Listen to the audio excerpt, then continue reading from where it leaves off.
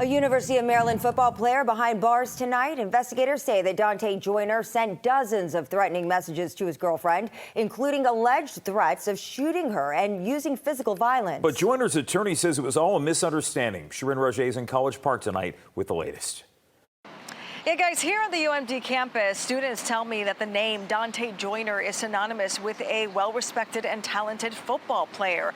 A lot of people are stunned by these allegations. Now, his attorney says that he's a great kid, 21 years old, never has gotten in trouble with the law, has never hurt anyone, and that this communication exchange between him and his girlfriend was a typical one. But according to the Harford County Sheriff's Office, these texts and phone calls were so violent that Joyner's girlfriend feared for her life.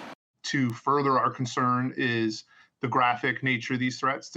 This wasn't two people in an argument. This was one person who was being continually harassed and threatened with serious violence. The text messages stated that he intended to shoot her, that he was bringing a firearm, that he was going to physically assault her. Court documents show that the case began early June 11th when Harford County deputies responded to a home in Edgewood after receiving reports of threatening text messages and phone calls. Investigators say Joyner's girlfriend reported receiving dozens of messages after she attempted to break up with Joyner, her boyfriend of a year and a half, including alleged threats to shoot her, kill her, and physically assault her.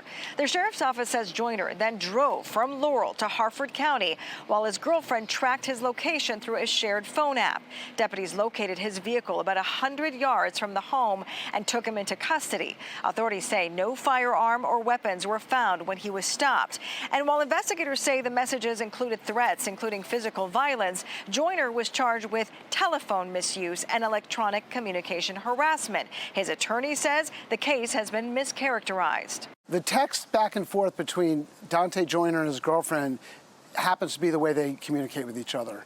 It may not be how everyone else communicates with each other, it's how they communicate with each other. He couldn't kill her. He didn't have a gun. He wasn't even charged with threats. He wasn't charged with anything other than texting to his girlfriend, yet he's been locked up in a cage in Harford County for 7 nights.